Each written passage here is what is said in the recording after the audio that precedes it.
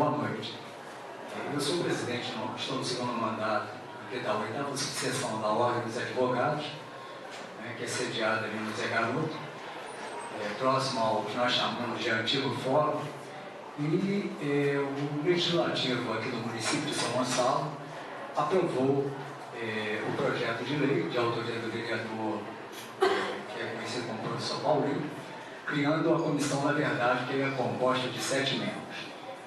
Dentre elas tem um professor aqui dessa casa, e eu confesso que ele tem um nome difícil de guardar, não sei se é cidadania, alguma coisa por aí. Como é?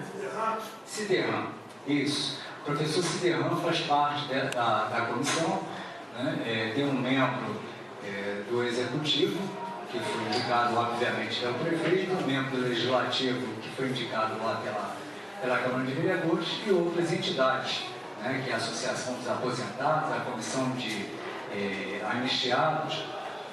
E eu não vou voltar no tempo, senão eu vou ficar repetitivo em relação ao comentário perfeito que foi feito pelo Josemar e pelo Aderson, mas pegar um pouco da história de 64.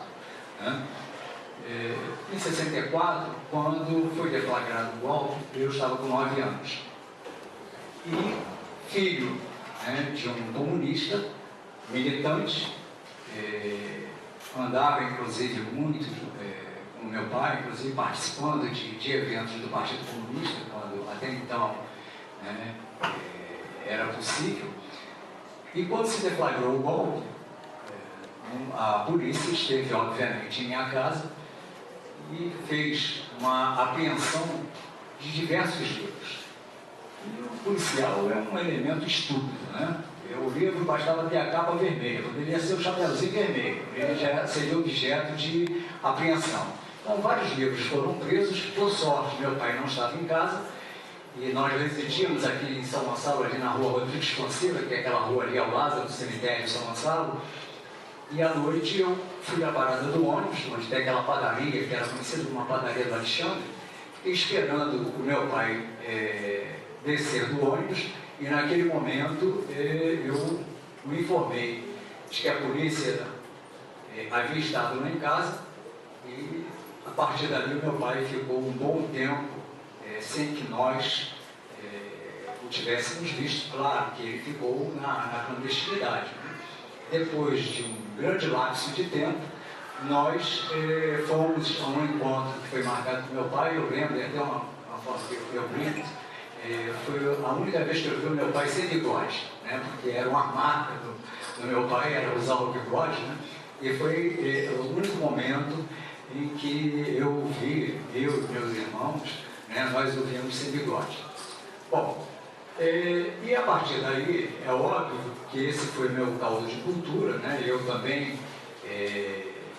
fui militar no Partido Comunista, e depois, quando houve aquela que se chama de abertura política, em que foram criados os dois partidos, né? Que eram os dois partidos que eram concedidos pela ditadura, que era a Arena e o MDB, e os comunistas foram se agasalhar no manto do MDB, que era o Movimento Democrático Brasileiro, né, que posteriormente ia se chamar PMDB. Mas nós, durante muito tempo, militamos no MDB, né, enquanto organização do Partido Comunista, e tivemos, né, a oportunidade até de eleger companheiros para a Assembleia Legislativa. E é claro que o processo eleitoral se dava de uma forma bem diversa do que nós temos hoje, né? Eu acho que o debate político ele era muito mais enriquecedor. Eu até, um dia desses, estava comentando até com a Rosilene, né, que é uma companheira lá de direção da OAB, que naquela ocasião nós entrávamos nos ônibus e fazíamos comícios relâmpagos dentro dos ônibus, né? Íamos nas comunidades, batendo de porta em porta e fazendo a campanha dos nossos candidatos, né? Então, hoje, isso ficou quase que impossível. Eu costumo até dizer que é uma certa prostituição da prática política, que é muito ruim, porque há, inclusive, a bandidagem, né, que veio para a prática política no sentido de defender interesses que não são efetivamente os interesses, né, do cidadão decente, dos trabalhadores, né, comprometidos com a transformação da sociedade, sim em defesa de interesses outros. Há uma questão que se coloca, e aí foi bem dito, que hoje você vê manifestações querendo a volta da ditadura militar. Uma juíza do trabalho de Brasília, pena que eu esqueci de imprimir e trazer, é um texto grande, e eu fico imaginando aquela juíza prolatando decisões, ô Adelson. Entendeu? Não, quem é? Eu esqueci o nome dela. Fez um texto, por favor? Um texto absurdamente favorável aos militares no poder. Né? Eu fico imaginando na hora em que ela aprecia, né, uma reclamação trabalhista de um ex-empregado, né, como deve ser o teor dessa decisão dessa juíza. E não sei se vocês tiveram a oportunidade de ver um professor que em sala de aula fez elogios à ditadura militar, ao golpe, e houve uma manifestação bacana dos estudantes, né, que entraram encapuzados em sala de aula com as suas roupas manchadas em sangue, quer dizer, denunciando, contestando, né, aquele absurdo, né, que aquele professor estava defendendo em sala de aula. O que eu não gostaria de menosprezar um pouco essas manifestações, porque, na verdade, o que nós vemos hoje a nível da sociedade é um pouco da perda da consciência política. Por quê? Vamos pegar um exemplo. Eu estava aqui perguntando quantos estudantes nós temos aqui no turno da noite, para não pegar o total da faculdade, que ele também me informou, mas 2.000 estudantes. Quantos estudantes nós temos aqui nesse debate? É claro que eu estou vendo aqui alguns companheiros, né, velhos de guerra, de militâncias, né? Inclusive em 92 eu fui candidato a prefeito, o Pimentel havia sido indicado como candidato a vice, né? E significa que muitas lutas nós travamos, né? Inclusive pelas diretas já, mas os estudantes, de um modo geral, nós acabamos não vendo muito interesse na participação desse debate. Inclusive, às vésperas de um debate em que eu fui participar, e vai ter uma homenagem que foi feita na Câmara de Vereadores de Niterói, e foi um ato até do Renatinho, do pessoal, homenageando ao meu falecido pai e a mim também. Eu perguntei a alguns jovens, quando falou o que é, em função da descomemoração, né? Porque na verdade isso não se comemora, né? Isso se descomemora, os 50 anos do golpe militar. Eu falei, o que é golpe militar? Não sabiam, né? Não tinham a menor clareza do que significava, né, essa data, esse período que foi profundamente obscuro na história do nosso país.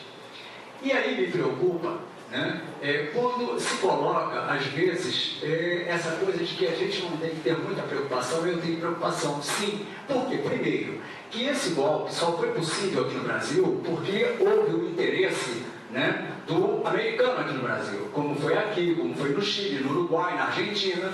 Né? Esse golpe não foi apenas um golpe articulado e urdido aqui no Brasil, né? Foi a nível do nosso continente. Quarta frota, né, inclusive? Exatamente isso, né? E já existe, inclusive, documentos que comprovam isso, né? Relatórios. Na questão da corrupção que nós observamos, né, nos discursos despolitizados, querendo colocar que a corrupção é uma herança ou é um filho da democracia, isso é uma inverdade, como aqui já foi colocado. Houve um relatório do coronel Saraiva, que era o ativo militar do Brasil na França, e olha que isso é de um militar, e que a embaixada da França, que tinha como embaixador Delfim Neto, ela era conhecida como embaixada 10%. Né?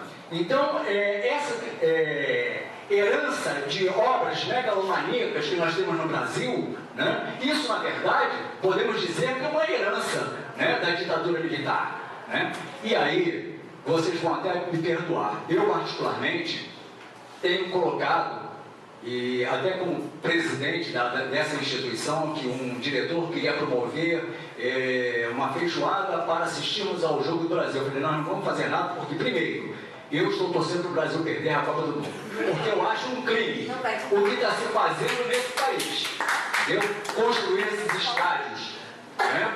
É absurdo. E quando você vê a situação da educação, a situação da saúde nesse país, não é possível você conceber, né, uma situação dessa de massacre do nosso povo. Você vendo as pessoas sendo atendidas, colocadas, ou dizer que esse atendimento, colocadas nos corredores de hospitais, né, a alegação de que faltam maquinários para algum tipo de exame, sucatearam a saúde no Brasil para que nós, né, tenhamos que buscar um plano de saúde que também não responde, né, às necessidades dos seus associados. E aí nós temos inclusive travando um debate, vamos inclusive realizar uma palestra na OAB sobre a judicialização da saúde, quando eu mesmo já fui obrigado a ingressar com ação em face de planos de saúde, né, para assegurar ao meu cliente o direito a um exame mais complexo ou até mesmo a uma cirurgia. E até criei um parágrafo na minha petição inicial dizendo que aquela empresa atravessa uma crise ética e moral, porque me parece que ela desviou a sua finalidade, onde ao invés de assistir ao seu associado, ela resolve patrocinar clubes de futebol. Quer dizer, é uma situação terrível. Tive que ingressar com uma ação em face da Dix, porque a minha cliente, ao descobrir que estava com câncer, né, foi internada no INCA, depois fez uma série de exames às suas próprias expensas, até que em um dado momento ela solicitou um exame pelo plano de saúde. E a partir daí eles perceberam que ela era portadora de câncer. Simplesmente, né, se baseando num artigo, página da ANS, que é a associação, né, que fiscaliza a saúde no Brasil, mandaram uma carta para ela dizendo que decorridos 60 dias não tinha mais interesse em mantê-la, né, no plano de saúde. Quer dizer, aí você é obrigado novamente a ir ao Poder Judiciário, né, buscar, né, a manutenção do seu cliente, que hoje inclusive já nem está mais viva, já faleceu, né, mas para vocês terem uma ideia da situação que nós atravessamos nesse país. Recentemente nós tivemos a oportunidade, o desprazer de assistir a uma reportagem no programa do Fantástico, onde as crianças e os professores têm que ir ao mato, né, para fazer as suas necessidades fisiológicas. Quer dizer, eu fui professor de segundo grau durante uns 23 anos e cheguei a ser professor. Eu estou vendo aqui a Deise, eu sou um dos fundadores do CEP, na época que o CEP era um CEP, né? E cheguei a ser presidente do núcleo do CEP de São Gonçalo. E em todos os debates que nós tivemos, greve que nós tivemos que travar, né, fazer piquete na porta de escolas, e eu dizia, olha, vai chegar um momento que nós vamos precisar de adicional de periculosidade.